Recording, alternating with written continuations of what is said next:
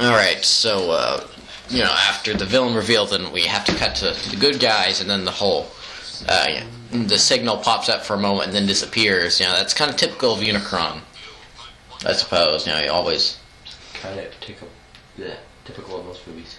Yeah, but then what they discover is Sentinel Prime, and so after Sentinel being a big jerk in animated, and then arguably being a bigger jerk in Dark of the Moon because he betrayed the Autobots and stuff, I wanted to redeem Sentinel a little bit, so that's why I chose him to stay a good guy and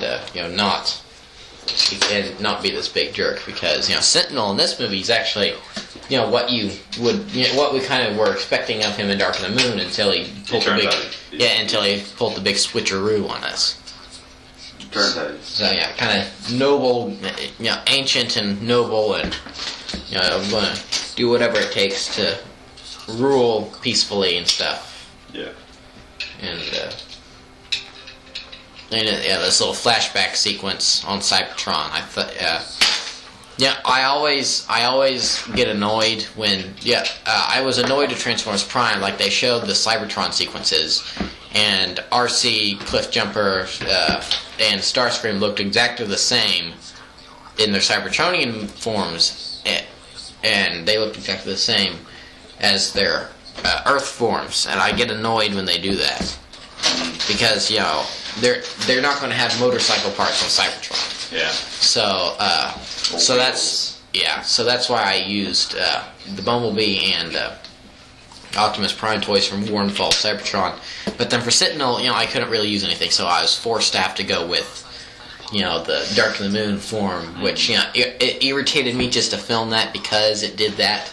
I was being kind of a hypocrite, but, I didn't have anything else, so I was kind of forced to. And that's the thing, is Sentinel, he kind of looks Cybertronian enough. Anyway, his chest piece and stuff. That's exactly what they did in Dark of the Moon, because, he had the truck parts in Cybertronian form, and he looked exactly like he did in robot form after he had scanned his, fire truck mode, so, but, that little bit with Blur there, that was kind of a running joke that never really got much through the film, because Blur was in TF vs. LSW2, and then Bumblebee had stated that he didn't really like Blur that much, and so then I thought it'd be funny for TF vs. LSW3 to show hey, what happened to Blur in between movies? Well, Bumblebee sent him off on a wild goose chase of Hoth. Well, needless to say, that scene never got filmed. And then the joke, and I revived the joke in TF vs. LW4, and then probably the 10 people that watched it were probably confused. Like, okay, well, what's Blur doing there? It doesn't make much sense. So, here I included it again, and it kind of wrapped it up, even though it was kind of worthless. I just thought it'd just be good to get Blur back. And then this little set here with Mike, his Samsung TV instead of Samsung. I thought it was, maybe hamstrung. Well, I was trying to make it sound like Samsung, but I really like this news set I make. And at the bottom, I'm not sure anyone noticed this, but it says, "In other news, I want to take a wild guess and say that you're not paying attention to this." So a little bit of a fourth wall break there, and then Flash Blitzer's prison numbers are 1215-1138, which is my number, and of course the THX 1138 cameo number from all the Star Wars films. And then gold bars make coin noises. Wonderful. But then this is Dead End, and then a friend of mine from my old school, Tristan, he provided the voice for Flash Blitzer here, and I think he did a pretty good job. I mean, small step for man, one giant leap for business kind. Yep. It's not personal; it's business. For an ordinary business. Yeah. But for Dead End, I kind of experimented with different voices. I thought, well, maybe Tristan could play both of them, but I thought, no, let's not do that. And so, when I was trying to think of what to use for his voice, it was a month or two after Fall of Cybertron had come out. So I based Dead End's voice off of Swindle from from Fall of Cybertron, who's voiced by Steve Blum, who also voices Starscream, Prime, and several other people. Something I really wish they did on Star Wars: The Clone Wars is to have had Steve Blum on at one point. I think that would have been really awesome. Because in the Season 5 droid arc, in the very first episode, they had this kind of mad doctor guy. And at first we thought, hold on, is that Steve Blum or D. Bradley Baker? Because we can't really tell the difference. So when the episode aired, we found out it was D. Bradley Baker, but it kind of sounded like Steve Blum with his mad doctor voice. And so we're like, oh, how awesome would it be if Steve Blum was on this show? But who's we? Huh? I'm talking about me and people on the internet. The internet. Yes, they can't put anything on the internet that's not true, And where'd you hear that? The internet. Well, who's this? My date. He's a French model. Bonjour. State Farm commercial. That's State Farm. But I wanted to have a bunch. Because the Decepticons always need an army, even though.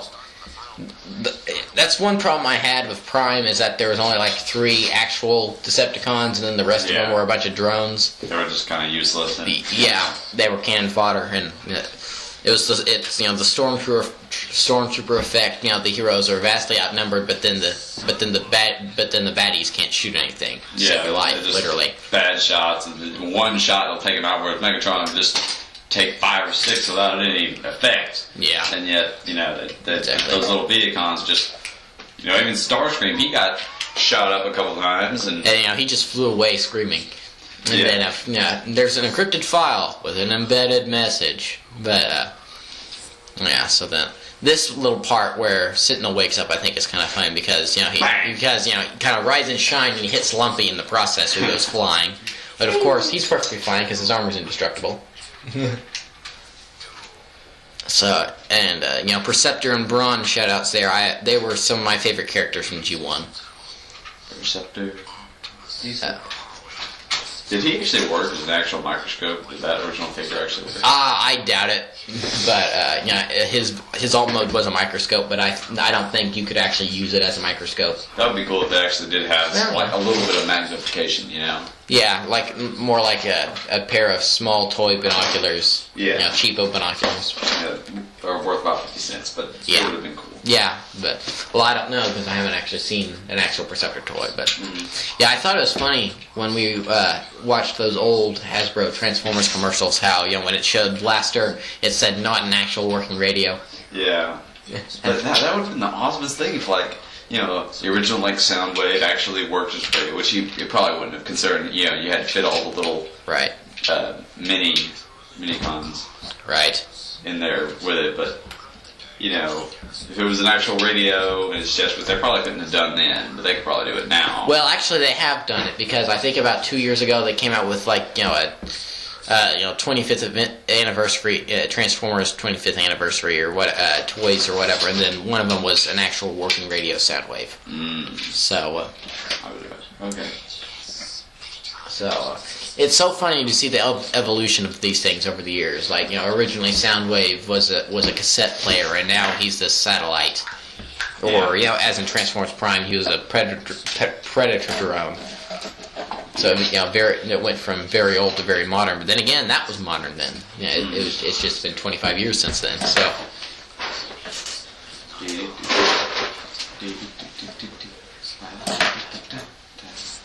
So. Transformers. And something I meant to do with the first scene with the Unicron Star Blaster bit is color in Unicron's eyes purple.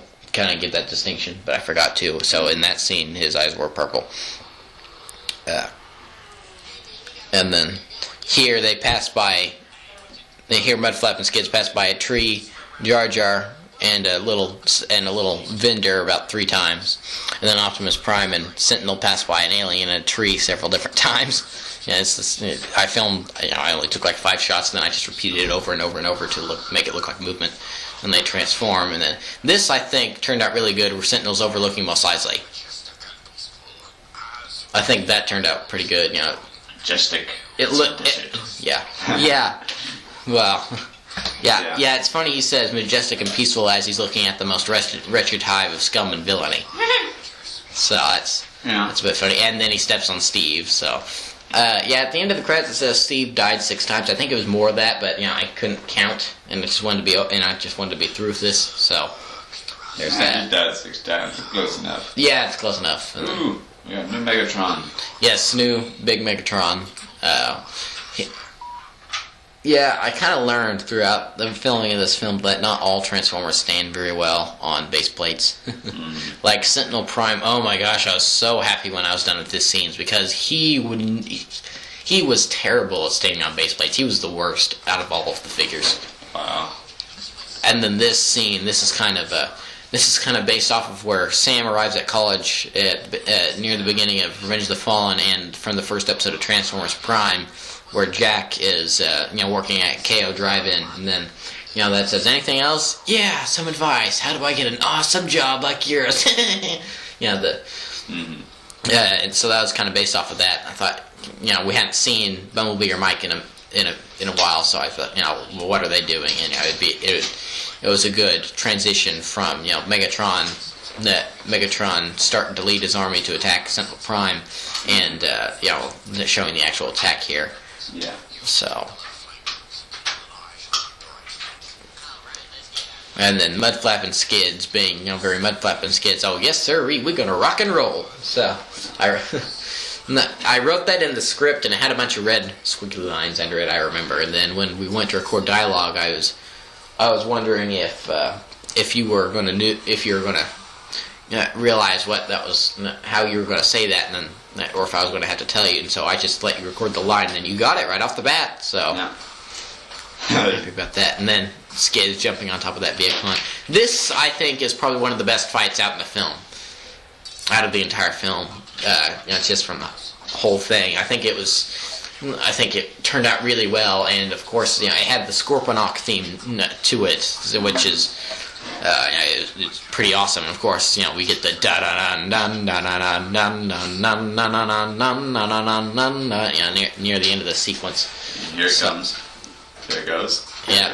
Yeah, the Viacons are scared, and then that's the really only appearance of Stealth Force in this film. Which I don't get why they named it Stealth Force, because it's a car with a bunch of guns sticking out of it. What's so stealthy about that? Slightly less stealthy than the normal one, but So I know. Like this part right here, I remember when I put this in the trailer and you first saw it, you went, "Oh wow, that's really good." It's a lot better than the other one where. From Tia vs. LSW3, where to beat each other up, they jumped on each other. They just tackle each other and roll around the ground. And there wasn't really much hand-to-hand stuff in Tia vs. LSW4. It was more just pew-pew. Yeah. And this, Sentinel gets down, really kicks butt and takes names. Yeah, and then we got Optimus here trying to radio to HQ, and he's radioing in so much it moves Hardboil's helmet around. Mm-hmm. And then that's a Bell computer instead of a Dell. Yeah. So, and then you got the sound waves in the call there, and it kind of reminded me of Modern Warfare, with the green line and then the fluctuations. Yeah. Yeah, and then here's the dun dun dun dun dun dun dun dun dun dun dun dun dun dun, and then it shows them running there, kind of like it showed the pilots running to the F-22s and the AC-130 and the first Transformers, and then there go the Viacons, and then of course they're arguing. Yeah. Wait for it, and 3, 2. 1, boom, there we go. Yeah, record scratch. Make it. It kind of confused my family. They thought that the clones at the base got tired of them arguing, so they shot them with the artillery cannons. But actually, that was Megatron. Oh, that's what I thought too. What, that they shot him with the artillery cannons? Yeah. No.